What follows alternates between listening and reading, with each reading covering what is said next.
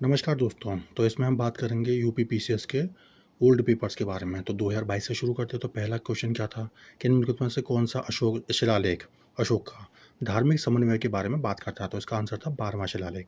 उत्तर प्रदेश का कौन सा वन्य जीव अभ्यारण्य 1975 में स्थापित किया गया था? तो ये था कतरनिया घाट। फिर अगले क्वेश्चन क्या था तीसरा कि मूल्यवान आईटी ब्रांड के संबंध में था। तो एक्सचेंजर का सबसे बड़ा मूल्य ब्रांड है क्योंकि ये सबसे बड़ी कंपनी है विश्व की। और दूसरा क्या कहते हैं टीसीएस आईटीसी ब्रांडों में दूसरे नंबर पर थी। फिर हमारे द्वारा उपयोग किए जाने वाले ऊर्जा के अधिकांश स्रोत संग्रहित सौर ऊर्जा का प्रतिनिधित्व करते हैं। इनमें में से कौन सा सूर्य की ऊर्जा से व्युत्पन्न नहीं होता है? तो नाभिकीय ऊर्जा सूर्य ऊर्जा से नहीं होती, जबकि भूतापीय, पवन और बायोमास ऊर्जा ये जो है सूर्य की ऊर्जा से ही जो है उत्पन्न होते हैं।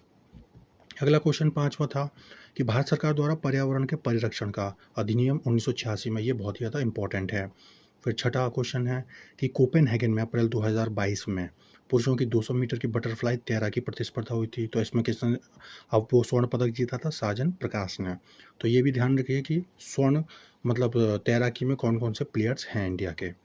फिर ये बजट के बारे में क्वेश्चन था कि उत्तर प्रदेश के वित्तीय बजट 2020-21 के बारे में 5,12,000 करोड़ का था, दोनों ही सही थे इसमें।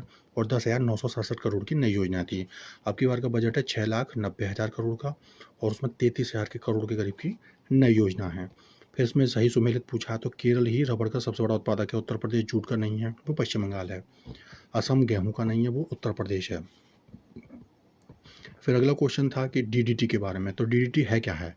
तो ये है एक अजैव अपघटनीय प्रदूषक है, यानी कि एक तरह का प्रदूषक है तो जो अपघटनीय नहीं है आसानी से। अगला क्वेश्चन था मैच कराने के लिए। तो डी के कर्वे किससे जुड़े हुए थे? ये थे सचिव विडो रीमैरिज एसोसिएशन के। जेडी बैथुन कौन थे? ये कलकत्ता में कन्या विद्यालय की इन्होंने स्थापना की थी। हरिचंद नहीं, ईश्वरचंद्र विद्यासागर कलकत्ता में संस्कृत के कॉलेज के प्राचार्य थे। बी एम मालावारी कौन थे? बाल विवाह के विरुद्ध संघर्ष प्रारंभ कराया था इन्होंने। तो मालावारी को आप आराम से जोड़ सकते हैं बाल विवाह के विरुद्ध के बारे में।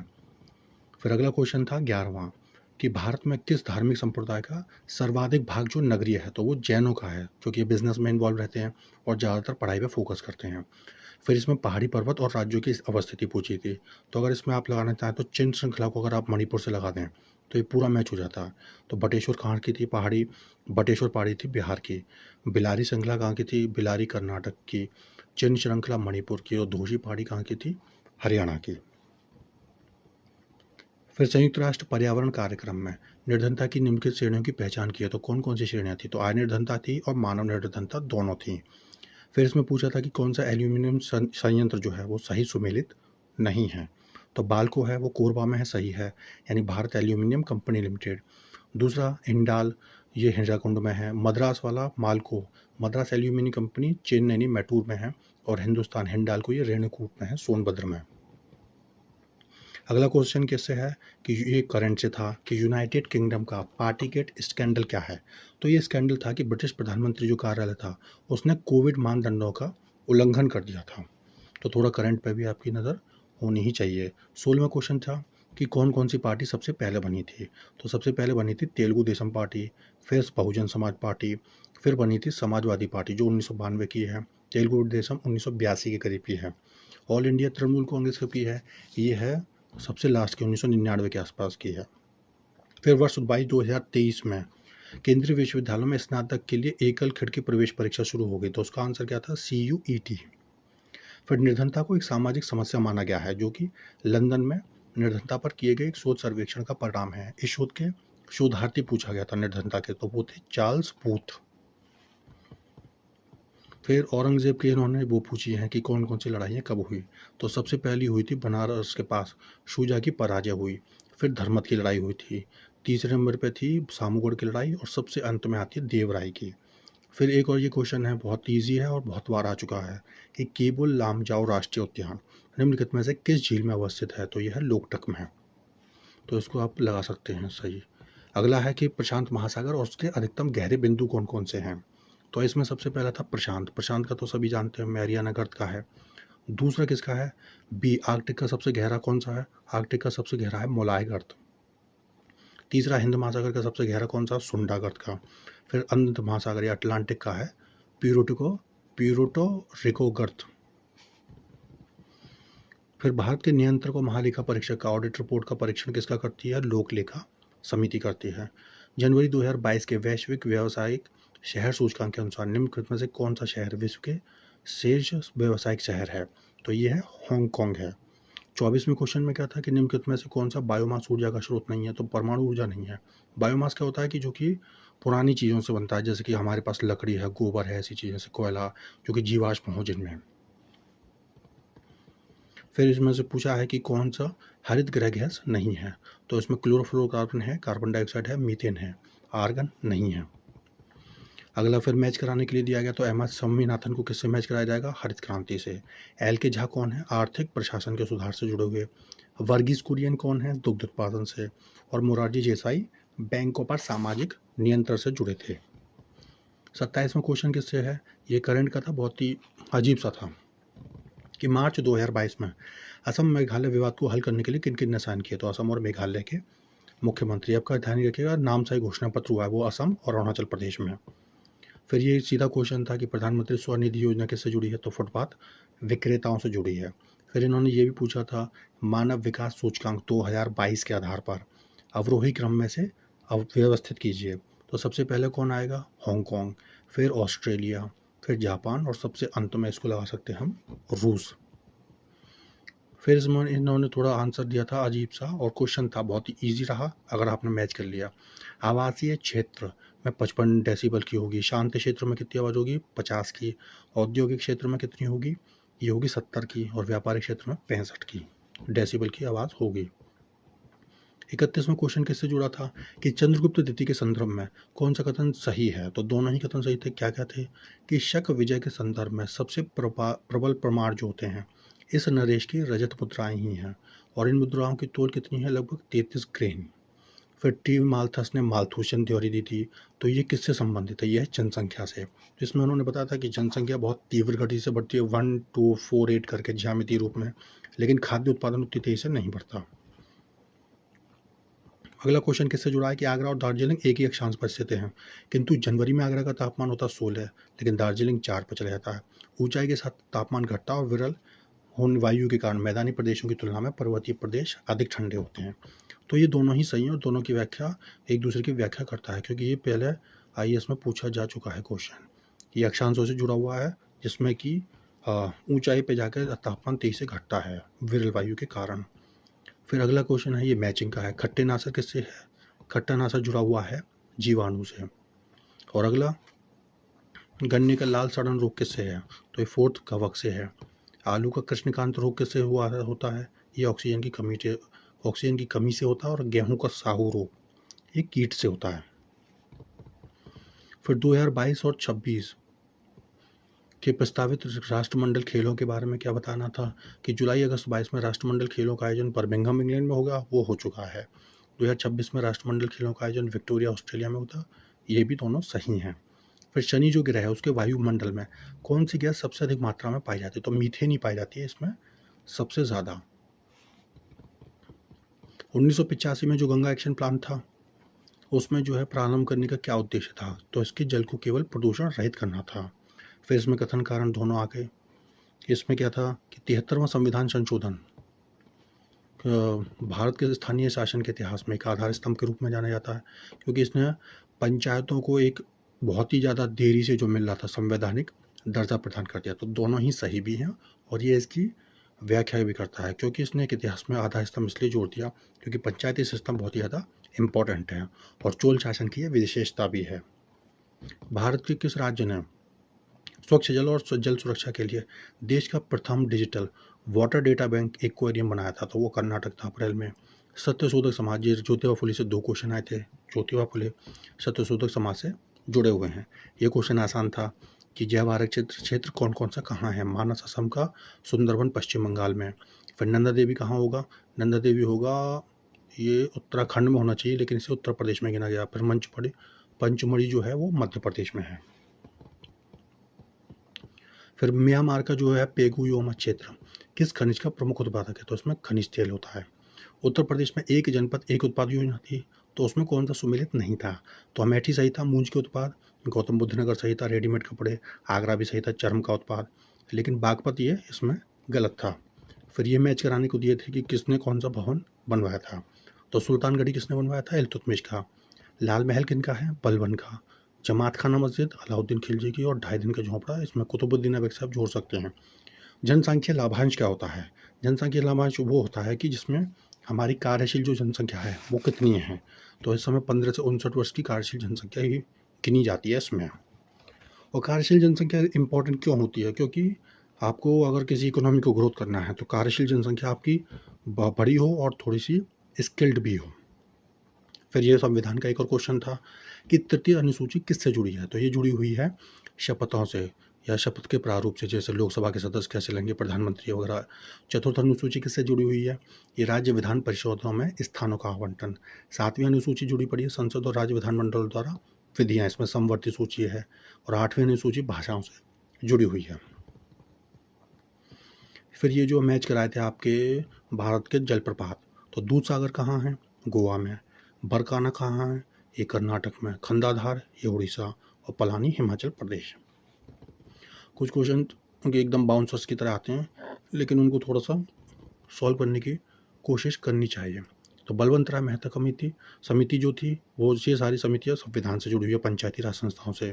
तो ये पहली ही समिति 1957 की। अशोक मेहता 1977 की। एलएम सिंह भी 1986 की। और पी के थोंगुन समिति 1988 की। फिर इसमें एक और क्वेश्चन है जो इंटरेस्टिंग है कि इनमें से कौन सा नगर ईरान में सुन्नी त्रिकोण का भाग नहीं है? तो इसमें रमादी, टिकरित और बगदाद हैं, लेकिन बसरा नहीं है।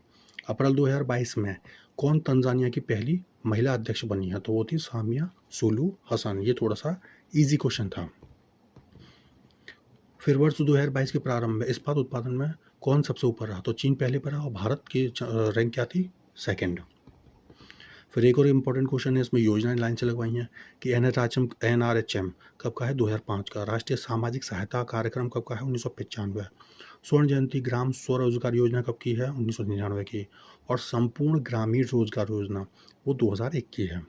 फिर एक और है कि इसने जनवरी 2022 में सैयद मोदी अंतर्राष्ट्रीय टूर्नामेंट में महिला के एकल का खिताब जीता था, वो थी PV सिंधु। तो खेलों पर भी थोड़ा सा ध्यान देना चाहिए। फिर ऊष्मागतिकीय थर्मोडायनेमिक रूप से कार्बन का सबसे स्थिर रूप कौन सा होता है? तो इसमें ज़्यादातर लोग हीरा लगा देते हैं, लेकिन वो ग्रेफाइट है। स्तनधारी कौन सा जो अंडे देता है? एकिडना और प्लेटिपस है, डकबिल प्लेटिपस। सिंधु घाटी की सभ्यता में कहाँ से, किस पुरास्थल से नाव के चित्र या मॉडल प्राप्त हुए हैं? तो वो 2 जगह से, मोहनजोदड़ो और लोथल। और उत्तर प्रदेश के नगरों पर विचार की जो जनसंख्या के आधार पर उन्हें लगाई है। तो उसमें सबसे पहले कानपुर लग रहा है, फिर दूसरे से पहले लखनऊ है, फिर गाजियाबाद है और सबसे अंत में आगरा है। फिर सर्वाधिक ज्वारीय शक्ति उत्पादक तटीय क्षेत्र निम्नलिखित में से कौन सा है? तो वो खंबात की खाड़ी में होता है। फिर एक और क्वेश्चन था कि जल जीवन मिशन योजना किस वित्तीय वर्ष के केंद्रीय बजट में घोषित की गई थी? तो वो था 2021 और 22 में। फिर निम्नलिखित पर विचार कीजिए। इसमें क्या था कि इसमें पूछा गया है कि गदर पार्टी किससे, इनको मैच सबसे पहले लगाना है कि कम से शुरू करते हुए। तो सबसे पहले गदर पार्टी की स्थापना हुई, फिर बर्लिन में इंडियन इंडिपेंडेंस कमेटी की, फिर केंद्रीय असेंबली में बम कांड हुआ, फिर चटगांव का शस्त्रागार का छापा हुआ। निम्नलिखित समाजशास्त्रों में से किसने ग्राम में नगरीकरण यानी रर्बनाइजेशन के विचार को विस्तार से बताया था? तो वो कौन थे? GS खुरे है। कोविड-19 के लिए दिया जाने वाला सिनोवैक क्या है? ये संपूर्ण वायरस का टीका है, क्योंकि टीकों के भी काफ़ी ज़्यादा प्रकार हैं। अब ये क्वेश्चन थोड़ा सही था कि किस ऑपरेशन के अंतर्गत भारत सरकार द्वारा भारत के मेडिकल छात्रों को यूक्रेन से भारत लाया था? तो वो था ऑपरेशन गंगा। अब की बार इंपॉर्टेंट क्या है कि तुर्की से हमारा कौन सा ऑपरेशन चल रहा है? वो है ऑपरेशन दोस्त। यहाँ पे हम उनके भूकंप प्रभावित क्षेत्रों में मदद प्रदान कर रहे हैं। तो बैसिलस हीमोफिलस इन्फ्लुएंजा किसका कारक है? ये काली खांसी का है। किस उत्पाद को इको मार्क दिया जाता है? तो ये बहुत ही आसान क्वेश्चन है, जो पर्यावरण के लिए अच्छा हो, यानी कि पर्यावरण से मित्रवत हो या अच्छा हो या जो भी हो। फिर दार्शनिक और उनके दर्शन लगवा दिए थे। तो रामानुजाचार्य का है विशिष्टाद्वैत, फिर माधवाचार्य का क्या है? शुद्धाद्वैत, निम्बार्काचार्य का क्या है? द्वैताद्वैत, और बल्लभाचार्य का है केवल द्वैत, या फिर बल्लभाचार्य का है केवल, बल्लभाचार्य का शुद्धाद्वैत है और माधवाचार्य का है द्वैत। सौर ऊर्जा को विद्युत ऊर्जा में किसके द्वारा परिवर्तित किया जाता है? तो फोटोवोल्टिक जो सेल होते हैं उनके द्वारा या फिर कोशिकाओं के द्वारा। 68वां क्वेश्चन देखते हैं। केंद्रीय पर्यावरण और वन मंत्रालय ने जलवायु वन और परिवर्तन मंत्रालय ने डॉल्फिन डे मनाने की घोषणा कब करी थी? तो ये की थी 5 अक्टूबर को। तो डेंगू बुखार इनमें से किस मच्छर के काटने से होता है? तो होता है एडिस मच्छर के काटने से। हिंदुस्तानी समाजवादी प्रजातंत्र संघ के संस्थापक कौन कौन थे? तो सत्येंद्र थे, अजय घोष और फणींद्र घोष थे। एक और जहाँ इसमें विधानसभा की सदस्य संख्या पूछी थी, तो गोवा की 40 सही है, उत्तराखंड की 70 सही है, मणिपुर की 62 नहीं 60 है, उत्तर प्रदेश की 403 सही है। फिर एक और क्वेश्चन है इसमें 72वां कि प्रकाश रासायनिक धुंध में सदैव कौन सी चीज़ होती है? तो ओजोन होती है। फिर विश्व खुशहाली सूचकांक के अनुसार भारत की कौन सी स्थान है? तो 136वां स्थान है। फिर एक और चीज़ पूछी थी, पैमाने क्या क्या होते हैं या इनकी एसआई मात्रा क्या है? लेंस की क्षमता डायप्टर में होती है, दबाव की पास्कल में होती है, रेडियो एक्टिव की क्यूरी में नहीं होती, बैकरल में है, ऊष्मा की जूल में होती है। आर्य के स्तंभ वाले मंच की विशेषता कहाँ मिलती है? तो ये मिलती है अमरावती में। और भारत में संसद के द्वारा ये पीसा एक्ट जो होता है, panchayat extension to schedule areas में, तो ये 96 का है, ये भी इम्पोर्टेंट है। मार्च 2022 में प्यूर्टोरिको में मिस वर्ल्ड कंपटीशन हुआ, तो कौन जीती थी? कैरोलिना ब्लावस्का। फिर एसडीजी प्राप्त करने में कौन सा लक्ष्य नहीं है? तो गुणवत्तापरक शिक्षा है, शून्य भूख भी है, लैंगिक समानता 5 पे, अंतरिक्ष अनुसंधान नहीं है। फिर किस नदी घाटी बेसिन की जो है क्षेत्रफल सबसे बड़ी है? तो इनमें महानदी की है। और वे कौन सा वृक्ष पर्यावरण के लिए खतरा है? ये भी क्वेश्चन बहुत बार आ चुका है, यूकेलिप्टस, क्योंकि आसपास के जो है पानी फानी को सोख लेता है और वहाँ की जो वनस्पति को नष्ट कर देता है। और निम्नलिखित में से कौन सा सुमेलित नहीं है? तो 11वीं लोकसभा का चुनाव 96 में हुआ है, 7वीं का 82 में नहीं हुआ, क्योंकि इसमें आप सही सकते हैं 1980 के बाद 84 में जो चुनाव होते हैं। 13वीं चुनाव 1999 में हुए, 90 1989 में। फिर चिंतामणि द्वारा रचित जो है, चिंतामणि भट्ट द्वारा शुक्र सप्तती, उसका फारसी में अनुवाद करके किसने उसका नाम तूतीनामा रखा? तो जियाउद्दीन नक्शबी में। किस संविधान संशोधन के द्वारा दिल्ली को राष्ट्रीय राजधानी क्षेत्र बनाया गया? तो 69वां संशोधन था, ये भी इम्पोर्टेंट है। फिर किस देश में प्राकृतिक आर्सेनिक प्रदूषित जल मिलता है? तो वो बांग्लादेश में मिलता है, और बांग्लादेश उसके एरिया में ये सारा का सारा आर्सेनिक से ही प्रभावित क्षेत्र, बांग्लादेश, पश्चिम बंगाल। और निम्नलिखित में से किस WHO द्वारा परंपरागत औषधि का वैश्विक केंद्र कहाँ बनना है? जामनगर, गुजरात में। फिर ये है कि भारत में कृषि के छूटों के बारे में कुछ डिटेल है, तो इसमें ऑप्शन केवल 1 और 4 ही सही है कि भारत में इनपुट सब्सिडी जैसे उर्वरकों पर दी जाने वाली अप्रत्यक्ष फार्म सब्सिडी के अंतर्गत आती है, ये सही है। किसानों को बिजली और सिंचाई पर जो दी जाने वाली कटौतियाँ जो होती है प्रत्यक्ष फार्म सब्सिडी के अंतर्गत आती है, ये प्रत्यक्ष के अंतर्गत नहीं आती। तो और भारत में सरकारों द्वारा दी जाने वाली सभी सब्सिडियाँ अप्रत्यक्ष श्रेणी में आती हैं, वो ज़्यादातर अप्रत्यक्ष श्रेणी में आती हैं, क्योंकि WTO मना करता है कि ज़्यादातर आप जो है डायरेक्ट सब्सिडी किसानों को नहीं दे सकते। फिर ज्योतिबा फुले से जुड़ा दूसरा क्वेश्चन भी आ गया यहाँ पे कि ज्योतिबा फुले किससे संबंधित है? तो जाति विरोधी आंदोलन से। उत्तर प्रदेश दिवस कब मनाया जाता है? 24 जनवरी को। पहली बार कब मनाया गया था? 2018 में। ये अब की बार कौन सा है? 23 वाला 6वां। अब इसमें जनजातियाँ सुमेलित करवाई हैं, तो क्या केरिया उड़ीसा में पाई जाती है? पाई जाती है। कुकी उत्तर प्रदेश में नहीं है, आंध्र प्रदेश में है। या नदी राजस्थान में नहीं है, केरल में है। और पालियान तमिलनाडु में सही है।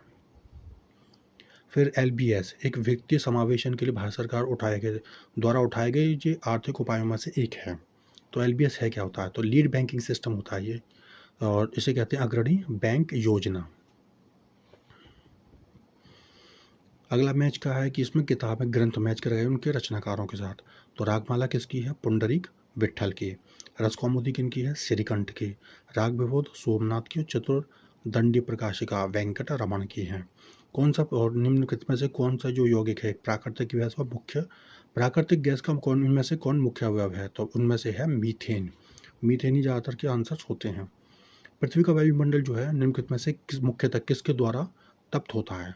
तो ये सूरज की आने वाली लघुतर सौर तरंगों से नहीं होता, ये जो पृथ्वी लौटाती है दीर्घ इस तरंग स्थलीय विकिरण से होता है। बिम्स्टेक के बारे में पूछा था क्वेश्चन कि क्या PM नरेंद्र मोदी ने बिम्स्टेक के शिखर सम्मेलन को संबोधित किया था? तो ये सही है। लेकिन क्या 5वां बिम्स्टेक शिखर सम्मेलन की अध्यक्षता भारत ने की थी? तो ये गलत है, इसका अध्यक्ष था श्रीलंका। फिर है कि निम्नलिखित में से कौन सी वाटरशेड विकास परियोजना भारत की केंद्र सरकार द्वारा प्रायोजित है और जिसका उद्देश्य जो है पानी को संरक्षण के लिए सक्षम बनाना है? तो यह है हरियाली स्कीम। अगला क्वेश्चन है कि भूमध्य सागरीय जलवायु क्षेत्रों में वर्षा शीत ऋतु में होती है, गर्मियों में ये क्षेत्र शुष्क स्थानीय हवाओं के प्रभाव में रहते हैं। तो ये दोनों ही सही हैं और ये इसकी सही व्याख्या है। तो भूमध्य सागरीय जलवायु कौन सी होती है? ब्रिटेन वाली, जो कि भूमध्य सागर के आसपास के क्षेत्र हैं। फिर जलियांवाला बाग जो हत्याकांड हुआ था, ये आसान है, जिसमें किसने ब्रिटिश सरकार की नाइटहुड की उपाधि लौटा दी? तो वो थे रविंद्रनाथ टैगोर जी।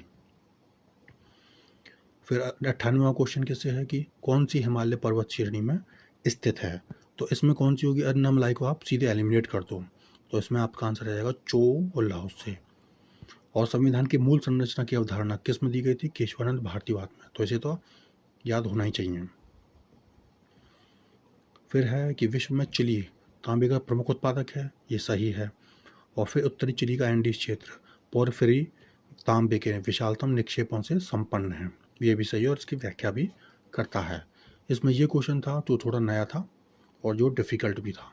तलार कौन था? तलार था रात्रि सुरक्षा कर्मियों का अधिकारी। पट्टुकोल कौन था? ग्रामीण कर वसूली करने वाला महासहायक। और सहसाधिपति कौन था? ये था चोरी डकैती के मुकदमों का अधिकारी। और बलादीप चुंगी का संरक्षक। फिर एक और मैच कराया था इसमें, और वो भी बहुत अजीब तरीके से, कि श्रेणी लगाई थी और विजेता नगर कौन से स्वच्छ सर्वेक्षण या इंडिया स्मार्ट सिटी के अवार्ड में जो मिले थे। तो संस्कृति में कौन था जीता? इंदौर। दूसरा फिर शासन में कौन था? वडोदरा। सामाजिक पहलू में भोपाल। और नगरीय पर्यावरण में तिरुपति। या फिर नगरीय पर्यावरण में था क्या कहते हैं भोपाल, और सामाजिक पहलू में तिरुपति था। इसमें आप मैच कर लीजिएगा। फिर दुधवा राष्ट्रीय उद्यान निम्नलिखित में से किस जनपद में है? तो लखीमपुर खीरी में है। संपीड़ित प्राकृतिक गैस जिसे कहते हैं CNG, वो मुख्यतः किसकी बनी होती है? तो उसमें मीथेन ही है। इसमें क्या होता है कि ज़्यादातर के आंसर मीथेन ही होते हैं। कि शनि के वायुमंडल में क्या पाया जाता है? बृहस्पति के वायुमंडल में। तो फिर कराकुम मरुस्थल निम्नलिखित में से किस देश में है? तो तुर्कमेनिस्तान में है ये। अगली आपसे मैच कराएंगे अलाउद्दीन खिलजी की विजय। तो सबसे पहले आप लगा दीजिएगा गुजरात। गुजरात के बाद रणथंबोर है। रणथंबोर के बाद है चित्तौड़, फिर वारंगल है लास्ट में। फिर ये थोड़ा सा टफ क्वेश्चन जरूर था, लेकिन इसके बाद एक और इजी क्वेश्चन पूछा गया कि कौन सी क्रांतियाँ किससे मैच कराई हैं? कि गोल्डन क्रांति किससे थी? बागवानी उत्पादों से। ग्रे क्रांति किससे थी? उर्वरक से। पीली क्रांति किससे थी? तिलहन से होगी। और काली क्रांति किससे होती है? पेट्रोलियम उत्पादन से, क्योंकि पेट्रोल काला होता है, उससे आप आसानी से लगा सकते हैं। फिर ये भी इम्पोर्टेंट था कि संयुक्त राष्ट्र संघ के पर्यावरण कार्यक्रम द्वारा जारी जो वार्षिक फ्रंटियर रिपोर्ट थी, उसके अनुसार दुनिया का दूसरा सर्वाधिक ध्वनि प्रदूषण युक्त भारत का कौन सा शहर है? तो वो मुरादाबाद था ध्वनि का मामले में। अंतर्राष्ट्रीय अंतरिक्ष स्टेशन पर किसी नासा के अंतरिक्ष यात्रियों द्वारा सर्वाधिक लंबी अंतरिक्ष यात्रा का रिकॉर्ड किनके पास है? तो वह है मार्क वैन डे हे के नाम। पश्चिमी उत्तर प्रदेश के संदर्भ में कौन से कथन सही हैं? तो उत्तर प्रदेश का पश्चिमी क्षेत्र अन्य क्षेत्रों की तुलना में विकसित है, ये भी सही है। और ये क्षेत्र हरित क्रांति का साक्षी रहा है। हरित क्रांति का भी साक्षी रहा और उससे थोड़ा सा फायदा मिलता है दिल्ली के पास होने का भी। तो इनमें से कौन सा बांध उत्तर प्रदेश में नहीं है? तो बटुआ बांध इसमें बदुआ या बटुआ नहीं है। अड़वा है, अहरोरा है और बघेलखंड है। इनको बांधों को भी आपको एक जगह लिख लेना चाहिए ताकि दोबारा आने पर सही हो जाए। अगला मैच करा है कि शिव के पास क्या होता है? त्रिशूल होता है। विष्णु के पास क्या होता है? चक्र है, जिसका नाम सुदर्शन है। गणेश के पास क्या होती है? रस्सी या फंदा। और सरस्वती जी के पास होता है वीणा। फिर ये है कथन और कारण का। एक गिलास पानी में नमक का घोल समान रूप से फैल जाता है, ये एक सही है। पूरे हिस्से में विभिन्न संगठन वाला घोल समरस का ही होता है, तो ये गलत है। फिर जो है इसमें पूछा है कुछ फैक्ट्स कि भारत के संदर्भ में पूछे हैं। तो भारत विश्व का सब छठा देश है, नहीं 7वां है। संसार का लगभग 2.4% क्षेत्रफल भारत के पास है, ये सही है। कर्क रेखा देश के बीच से गुजरती है, जो अक्षांशीय विस्तार को 2 भागों में बांटती है, ये भी सही है। भारत पूरी तरह से उष्णकटिबंधीय क्षेत्र में नहीं, थोड़ा सा उष्ण में और थोड़ा सा उपोष्ण में है भारत। और निम्न में से कौन सा मौलिक कर्तव्य नहीं है? अगला क्वेश्चन ये पूछा गया है। तो इसमें देखते हैं कौन कौन से हैं। जिनमें प्राकृतिक वातावरण की रक्षा और संवर्धन करना, ये मौलिक कर्तव्य है। राष्ट्रगान का सम्मान करना, लेकिन राष्ट्रीय महत्व के स्मारकों और स्थानों की रक्षा करना ये नहीं है, ये उसमें आता है DPSP में। फिर अगला क्वेश्चन था कि लता मंगेशकर जी के बारे में, क्योंकि उनकी डेथ हुई थी। तो लंदन के रॉयल एल्बर्ट हॉल में प्रस्तुति देने वाली वो प्रथम भारतीय कलाकार थी, ये सही है। अंतर्राष्ट्रीय मंच पर उनका प्रथम कार्यक्रम लंदन के एल्बर्ट हॉल में हुआ था, तो ये भी दोनों ही सही थे। और भारत में फिर सौर ऊर्जा से संचालित चलने वाला पहला हवाई अड्डा कौन सा है? कोचीन का। फिर 10 अप्रैल 2022 को घोषित नीति आयोग ने राज्य ऊर्जा और जलवायु सूचकांक के अंतर्गत भारत के शीर्ष प्रदर्शन करने वाले 3 राज्य कौन से हैं? तो गुजरात, केरल और पंजाब है। फिर भारत के राष्ट्रपति का पद ग्रहण करने से पूर्व उपराष्ट्रपति पद पर इनमें से किसने काम नहीं किया? तो नीलम संजीवा रेड्डी जी ने, क्योंकि आर वेंकट रमन और शंकर दयाल सुमन और जाकिर हुसैन रह चुके हैं। ये सीधे लोकसभा अध्यक्ष से राष्ट्रपति बने थे। फिर इसमें मैच कराए थे आपके क्या कहते हैं अभिलेख से। सर्ववर्मन का मैच नहीं है, ये गलत है ताम्रपत्र का। ईश्वर वर्मन जौनपुर बस्तर का है। ईशान वर्मन हरहा पाषाण अभिलेख और जीवित गुप्त सेकंड का देवबर्नाक अभिलेख है। ये इजी क्वेश्चन था, इसमें था दिवस मैच कराने के लिए। तो अप्रैल 18 किससे मैच करता है? ये विश्व का विरासत दिवस। 22 मई अंतर्राष्ट्रीय किससे आता है? जैव विविधता दिवस से। 29 जुलाई का बाघ दिवस होता है। 5 दिसंबर का विश्व की मिट्टी दिवस। अगला क्वेश्चन 122वां, ये भी कथन कारण से है कि 20वीं शताब्दी में निर्धनता और निर्धन व्यक्ति हमारी चिंता और कर्तव्य के विषय बने। ये बात सही है। और रणनीतिक रूप से यहाँ भेदन क्रियाओं का अभाव था, जिसके फलस्वरूप इस मुद्दे को गति मिली। तो ये भी सही है और दोनों एक्सप्लेनेशन भी इसकी कथन की सही है। India state of forest report जारी हुई थी 2021 के अनुसार, उसमें किस राज्य ने पिछले 2 वर्षों में वन क्षेत्र में अधिकतम वृद्धि दर्ज किया? तो वो था आंध्र प्रदेश। सल्फा ड्रग कितनी होती है? ये एंटीबायोटिक होती है, यानी जीवाणुओं को मारने के लिए यूज़ की जाती है। फिर क्या है, इसमें समाचार पत्र लगाए गए हैं। तो स्वदेश कहाँ से होता है? गोरखपुर से। भारत बंधु हाथरस से। सत्यवादी आगरा से। और फिर शक्ति कहाँ से होता है? अल्मोड़ा, जो कि उत्तराखंड में है। फिर शिक्षा का जो अधिकार था मौलिक अधिकारों में कब सम्मिलित किया गया? तो इसमें आंसर है 86वें संशोधन अधिनियम 2002 के द्वारा। दक्षिण पूर्व एशिया में क्या है कि बोर्नियो द्वीप है, इसके बारे में कुछ कथन पूछे थे 2। तो ये क्या, ये 3 देशों में विभाजित है? ये बात सही है। क्या इसकी उत्पत्ति ज्वालामुखी निक्षेप के द्वारा हुई है? नहीं, इसकी उत्पत्ति ज्वालामुखी निक्षेप के द्वारा नहीं हुई है। फिर मेक इन इंडिया कार्यक्रम किसका, ये प्रोग्राम 2014 में शुरू किया गया था? हाँ सही है। तो ये इसका उद्देश्य क्या है कि भारत में कंपनियों को विनिर्माण हेतु प्रोत्साहन देना और निवेश को सुगम बनाना है। दोनों सही हैं। शेरशाह को अपनी वीरता से प्रभावित करने वाले जयता और कुंपा किस स्थान से जुड़े हुए थे? तो वो मारवाड़ के थे। मारवाड़ में ही से शेरशाह को चोट भी लगी थी। अगला क्या है? सुमिलित नहीं है। तो एस्पार्टम क्या एक संश्लेषित मधुरा? क्या सही है। रेयन क्या है? संश्लेषित स्टार्च है? नहीं। नियोप्रीन संश्लेषित रबड़ है। और ऑक्सीटोसिन एक हार्मोन है। अगला कथन कारण का है कि लिम्नेटिक क्षेत्र पादप प्लवक में अधिकतम वृद्धि करते हैं। तो लिम्नेटिक क्षेत्र पानी का खुला क्षेत्र होता है। ये दोनों ही सही है और उसकी व्याख्या भी सही करता है वो।